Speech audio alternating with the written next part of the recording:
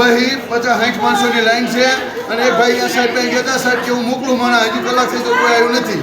બે બારીઓ એમાંથી એક બારી ખુલ્લી છે જે 60 વર્ષ ઉપરના એ બારી બંધ છે, અહીંયા કોઈ માણસ જ નથી. અમે એમ કહીએ કે સાહેબ અહીંયા ગમે માણા વ્યવહાર તો અમે જે વૃદ્ધ માણા એ તો અહીંયા દવા લઈને ઘર ભેગા થઈ 1.5 કલાક ઊભું ન રહેવું પડે.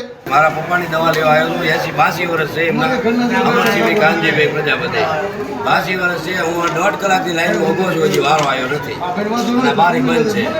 80 વર્ષ 60 વર્ષ ઉપરની બારી બંધ છે. આ દવા ખરેખર આઈ લેવાની છે. વાત કરી મોકલી છે એમ કહે છે, એક જ છે અને બારી એમ કહે છે કે અંદર વાળા એમ કહે છે કે ચાલુ છે. ગાંધી હોસ્પિટલમાં દર મહિને બીપીની દવા લેવા માટે આવું છું. એક કલાકથી આ બારીઓ ઊભો છું દવા લેવા માટે. બીજી બારી કોઈ ખોલી નથી. સિનિયર સિટીઝનનું નામ લખેલું છે, જેમાં અમે સિનિયર સિટીઝનો 50 થી 60 માણસો ઊભા છે. એક કલાક થઈ ગઈ. મેં સાહેબને વાત કરી તો એ લોકો કે માણસો મોકલો, હજી સુધી કોઈ માણસો મોકલ્યા નથી. બે બારીની સુવિધા છે. હવે એક બારી ખુલ્લી છે. 60 વર્ષના સિનિયર સિટીઝન જે બારી જે છે એ હાલની બંધ છે. અને સાહેબને મેં રજૂઆત કરી કે અત્યારે મોકલું છું માણસ, હજી સુધી કોઈ માણસ આવ્યા નથી. 1 કલાક થઈ ગઈ.